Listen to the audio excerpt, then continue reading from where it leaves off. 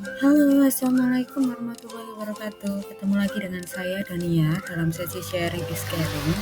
Di sini Dania mau sharingkan tentang materi dari kompetensi manajerial untuk P3K Guru. Nah, di sini sharing Dania ini berdasarkan beberapa referensi yang sudah Dania baca. Jadinya jika misal ada yang kurang itu nanti silahkan ditambahkan di kolom komentar ya, sehingga nanti kita bahas lagi di video selanjutnya.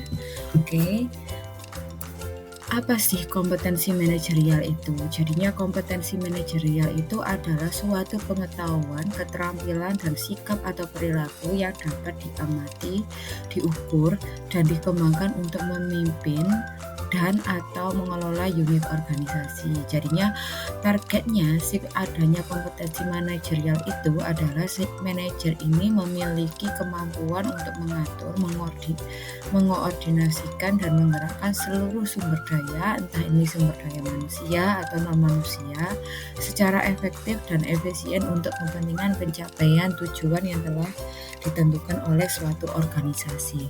Nah, organisasi bagi guru itu adalah salah satunya di sekolah, seperti itu ya. Jadinya kenapa kompetensi manajerial ini penting bagi guru? Nah, yang pertama adalah satu, guru harus memiliki kemampuan manajerial agar dapat mencapai beberapa tujuan, yaitu yang pertama adalah kemampuan merencanakan dan menyusun serta menerapkan strategi agar pembelajaran itu efektif. Yang kedua, kemampuan mengorganisasikan, bisa mengelola siswa dan membagi tanggung jawab siswa. Yang ketiga, kemampuan membuat keputusan dan berkomunikasi serta kemampuan mengawasi jalannya pembelajaran, seperti itu. Jadinya memang kemampuan untuk manajerial ini memang dibutuhkan guru, baik mengorganisir seluruh rencana pembelajaran yang akan dilakukan maupun yang telah dilakukan, baik dari perencanaan, eksekusi maupun evaluasi. Jadinya guru harus mampu untuk mengorganisir, memanage dari seluruh rencana tersebut, seperti itu. Nah, kemudian ada 3 jenis keterampilan yang dibutuhkan oleh seorang manajer. Ini berdasarkan Schermerhorn, JR ya. Yang pertama adalah keterampilan teknis, kedua adalah keterampilan interpersonal, yang ketiga adalah keterampilan konseptual. Nah, keterampilan teknis ini adalah kemampuan dalam mengaplikasikan pengetahuan, pengalaman yang bersifat teknis atau spesialis.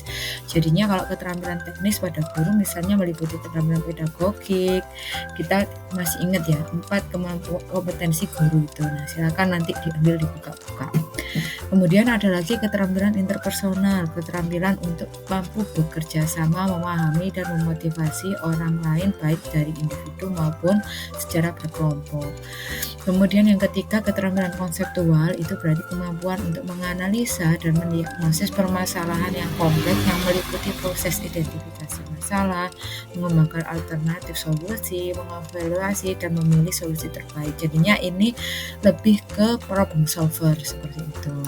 Nah, sementara itu kalau tadi adalah jenis keterampilan yang harus dimiliki oleh manajer, nah sekarang kita akan membahas terkait dengan peran manajer berdasarkan beberapa pakar. Salah satunya ada Stoner, Freeman, Gilbert, dan tetap ada Schermerhorn, seperti itu. Yang pertama, peran manajer sebagai peran interpersonal. Jadinya manajer di sini itu memiliki hubungan yang baik atau dapat memelihara hubungan antara manajer dan orang di sekitarnya sebagai figurehead, leader, dan liaison, seperti itu, baik secara simbol pemimpin maupun sebagai penghubung.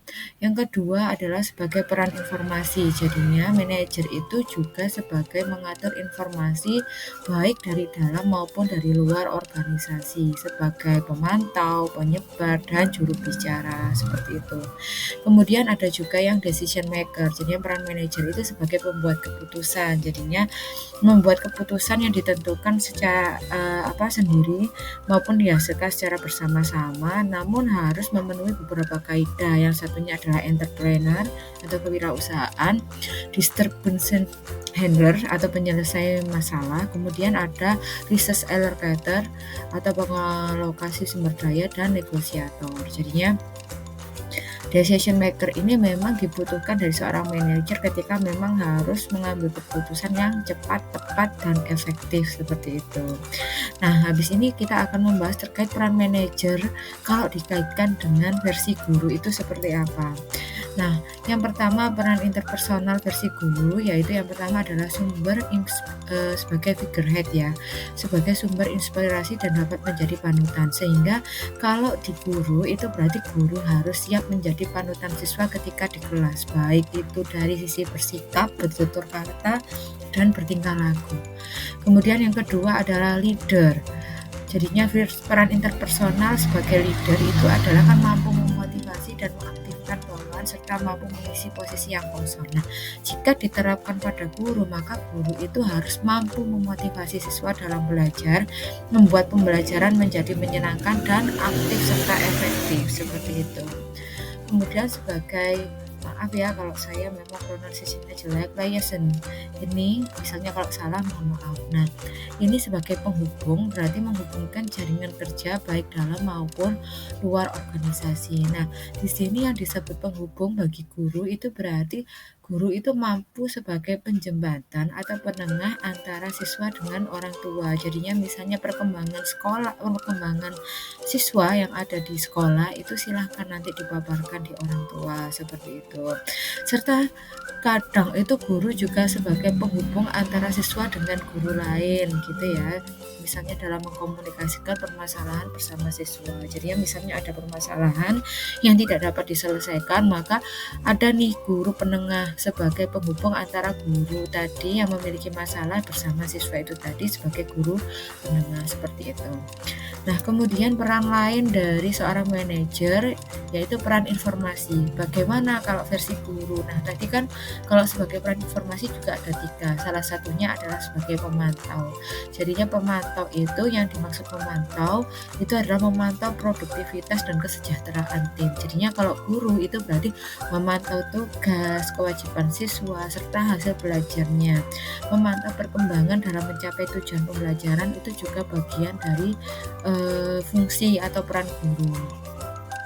Nah, selain peran informasi sebagai pemantau, manajer juga diharapkan sebagai pendistributor atau diseminator. Nah, di sini maksudnya adalah mendistribusikan informasi yang didapatkan dari pihak lain. Nah, diseminator di sini kalau bagi guru itu adalah mampu mendistribusikan ilmunya yang dimiliki kepada siswa, baik itu secara langsung ataupun melalui fenomena alam yang terjadi. Jadinya, misal nih kita itu mau menginformasikan siswa bahwa keterkaitan hubungan antara fenomena ini terhadap materi. Kita tentu butuh yang namanya YouTube, informasi dari pihak lain, misalnya dari televisi, dari artikel. Nah, ini adalah salah satu fungsi guru sebagai peran informasi pada diseminator seperti itu. Nah, kemudian ada lagi nih selain diseminator yaitu sebagai juru bicara, yaitu spokesperson. Nah, di sini manajer itu juga harus mampu menjadi juru bicara yang mewakili suatu organisasi. Nah, di sini guru juga berperan sebagai spokesperson dan harus mampu menjadi pelindung dan pengayom siswa, mampu menginformasikan permasalahan yang dialami siswa kepada pihak yang berkepentingan, misalnya kepada BK, misalnya kepada orang tua, seperti itu. Jadinya memang banyak sekali peran guru yang harus dikuasai. Jadinya memang ini sangat perlu sekali untuk kita pelajari bersama. Kemudian ada peran pengambil keputusan atau decision maker versi guru. Yang pertama entrepreneur, yang dimaksud entrepreneur di sini itu adalah ide kreatif dengan target mampu meningkatkan kinerja dari unit kerja seperti itu. Jadinya kalau sebagai guru kita harus mempersiapkan atau dapat mampu menerapkan ide-ide kreatif kita agar pembelajaran itu menjadi menyenangkan dan efektif seperti itu. Yang kedua adalah disturbance handler atau penyelesai masalah. Nah, di sini manajer itu juga harus mencari jalan terbaik atau solusi terbaik. Sementara bagi guru adalah guru itu mampu menyelesaikan masalah dengan bijak dan adil serta mampu menemukan win-win solution seperti itu.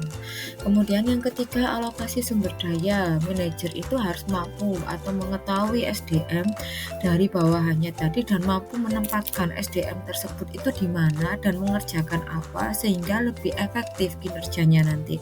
Nah, di sini maksudnya adalah guru itu juga harus mampu mengetahui karakter peserta didiknya, bagaimana cara peserta didik ini nanti mampu mencapai tujuan pembelajarannya dengan efektif seperti itu.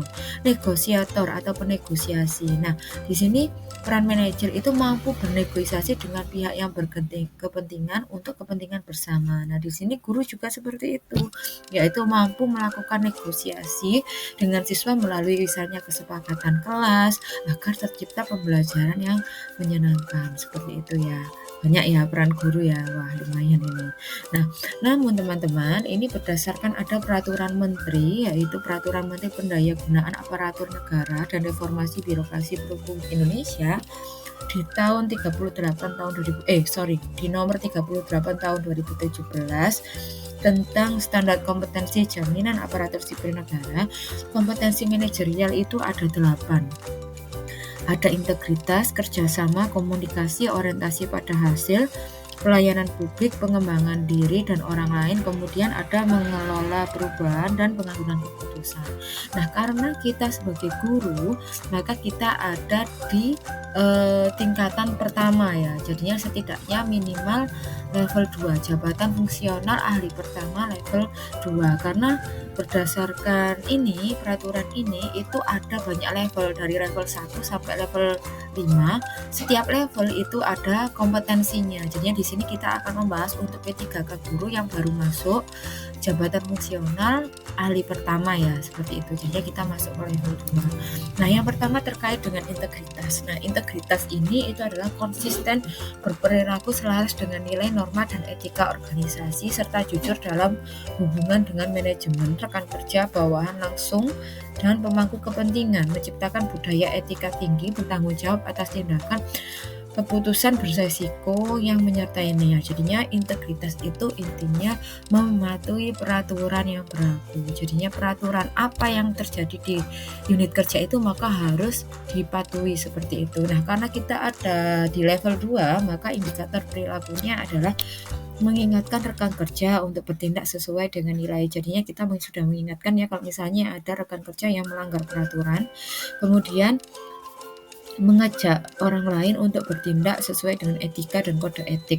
Masih ingat ya ada kode etik guru, nanti silakan dicari di video saya yang lain, itu sudah saya bahas.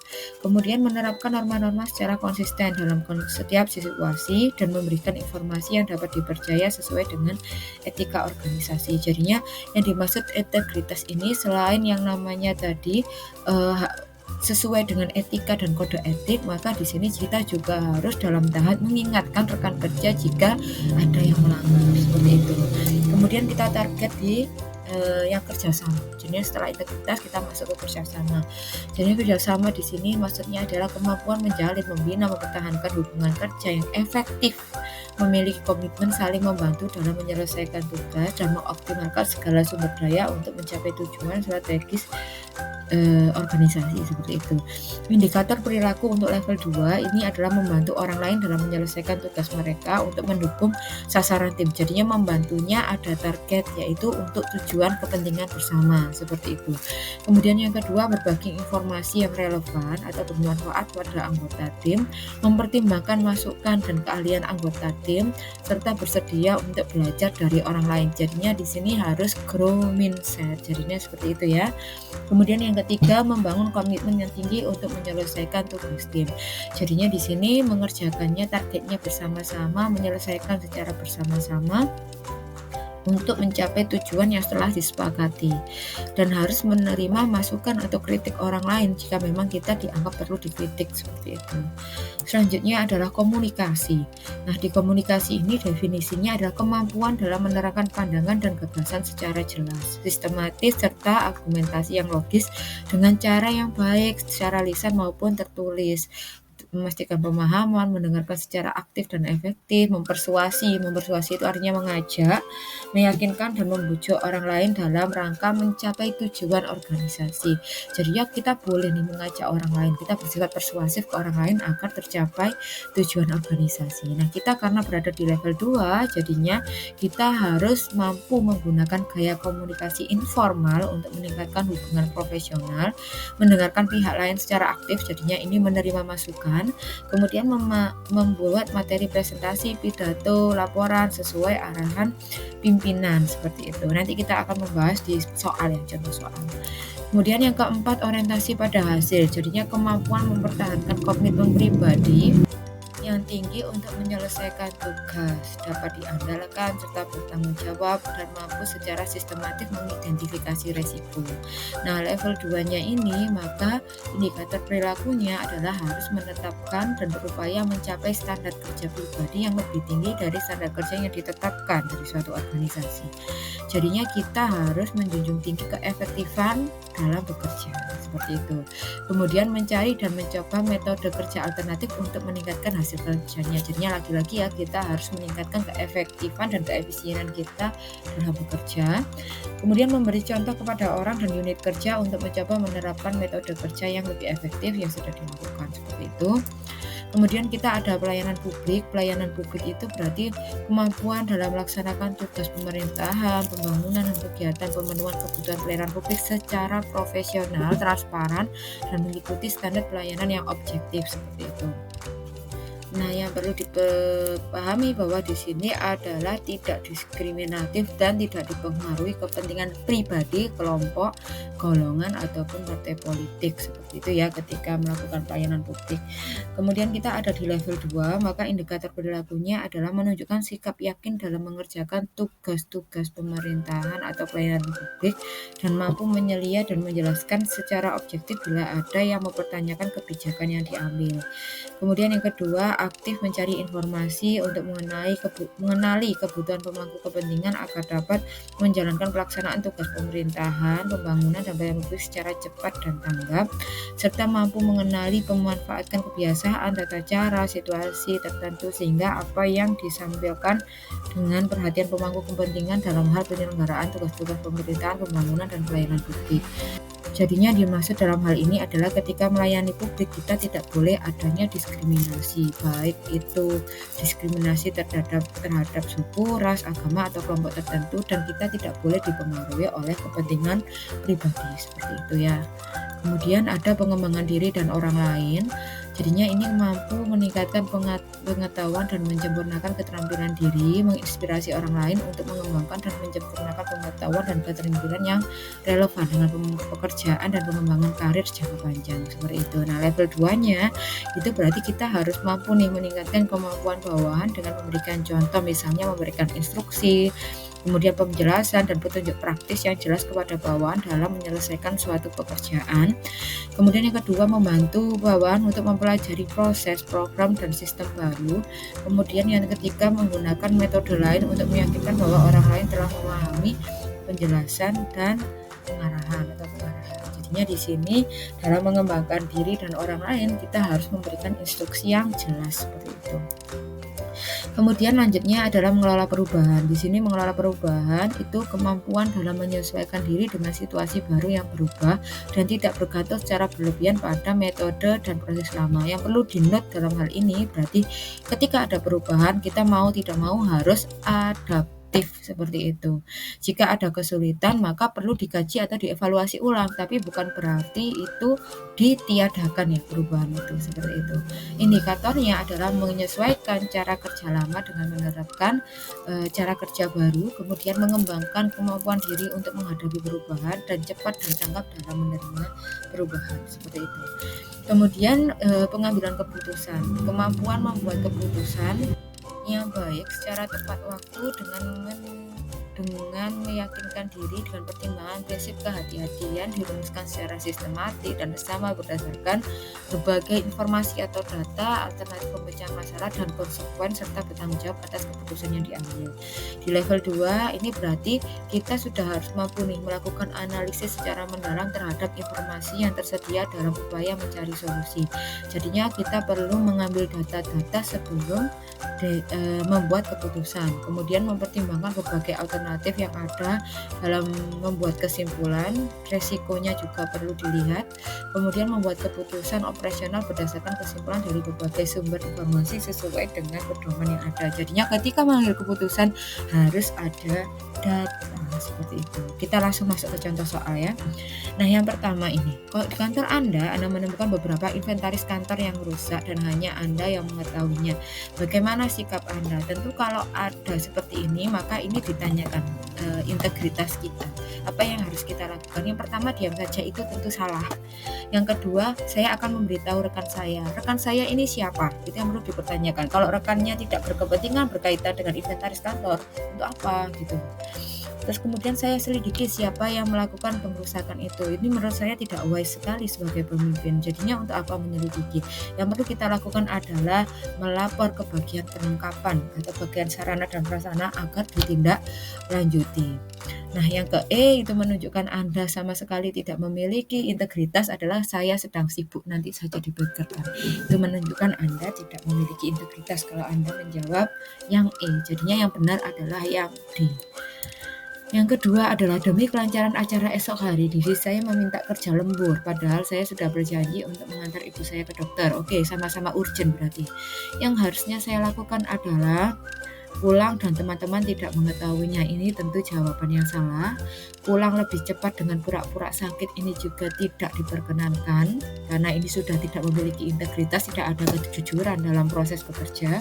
Kemudian yang ketiga, mencoba menghubungi ibu saya yang mengatakan akan saya sedikit terlambat. Kita perlu melihat dari perspektif ibu ya. Jadinya ini ada permasalahan yang urgent nggak? Sakitnya sejauh mana? Kalau memang urgent sekali, lebih baik Anda menjawab jawaban yang E. Meminta izin kepada atasan untuk mengantar ibu saya sebentar lalu kembali bekerja. Jadinya kita pulang ke rumah dulu tapi nanti kita kembali ke kantor seperti itu. Nah, kalau lembur sampai pekerjaan selesai ini juga tidak dibenarkan karena memang ada yang urgent di tempat lain, yaitu ibu ketika sakit dan perlu diantar ke dokter seperti itu. Nah, kemudian selanjutnya jawaban E, maksudnya contoh soal yang ketiga, saat Anda dituntut dan dimarahi oleh atasan sedangkan hal tersebut tidak sesuai dengan keadaan sebenarnya, yang akan Anda lakukan adalah, nah ini kita harus bekerja secara efektif. Kita tidak perlu nih menanggapi pertanyaan dari siapapun tentang isu-isu tersebut, misalnya dari si A, kita menanggapi dari si B, kita menanggapi enggak. Yang perlu dilakukan adalah berusaha menjelaskan keadaan yang sebenarnya saja. Kemudian memang ada beberapa orang yang berpikir bahwa saya akan membiarkan saja karena nanti juga akan hilang dengan sendirinya. Untuk bobot skor ini saya tidak tahu ya. Jadinya kalau berdasarkan pembahasan yang paling benar adalah yang D, berusaha menjelaskan keadaan yang sebenarnya, baik itu ke atasan ataupun nanti kita ditanyain oleh orang lain seperti itu. Jadinya tidak perlu terlalu menggembar-gemborkan yang difitnahkan ke kita seperti itu. Cukup jujur saja, oh enggak seperti itu, cukup seperti itu saja ya. Selanjutnya adalah dalam kaitannya tentang perubahan, saya dinilai sebagai seorang yang ini jawaban kalau jujur ini pasti banyak orang yang memang membutuhkan waktu ya untuk menerima perubahan. Tapi kalau untuk jawaban profesional itu adalah yang A, mudah menyesuaikan diri dengan lingkungan baru. Itu adalah poin yang paling tinggi seperti itu ya teman-teman. Kemudian yang keempat, Dilan ketua organisasi yang baru dilantik. Dia belum lama bergabung dengan organisasi, namun karena dia luwes dan mudah bergaul, akhirnya dia menjadi ketua. Namun setelah menjadi ketua, dia berubah menjadi cenderung kaku dan keputusan yang dibuat susah untuk diubah. Jika Anda menjadi anggota, oke, kita di sini berperan sebagai anggota. Apa yang Anda lakukan? Nah, ini kadang itu ada dua opsi. Yang pertama itu kalau semisal kita deket banget sama Dilan, kita itu dapat mengajaknya ngobrol 4 mata terlebih dahulu sebelum kita ngeflorkan ke grup seperti itu. Jadinya kita memilih jawaban B dulu. Namun kita jika tidak dekat dengan si Dilan, ini pasti kita perlu nih mengajak teman-teman lain untuk memberikan masukan ke Dilan sehingga kelompok yang solid itu tidak terpecah. Jadinya ada 2 opsi sebenarnya, cuma berdasarkan pembahasan itu yang paling benar adalah yang A. Jadinya mengajak teman-teman lain untuk memberikan masukan ke Dilan sehingga kelompok yang solid tidak terpecah, seperti itu. Nah, oke teman-teman, ini sudah hampir 25 menit ya saya cerita atau sharing terkait dengan masalah kompetensi manajerial ini. Semoga ini membantu. Mohon maaf jika ada salah kata. Mungkin untuk nextnya kita akan lanjut ke kompetensi yang lain yaitu sosial dan kultural. Oke, sekian informasi dari saya. Terima kasih. Wassalamualaikum warahmatullahi wabarakatuh. See you on the next video.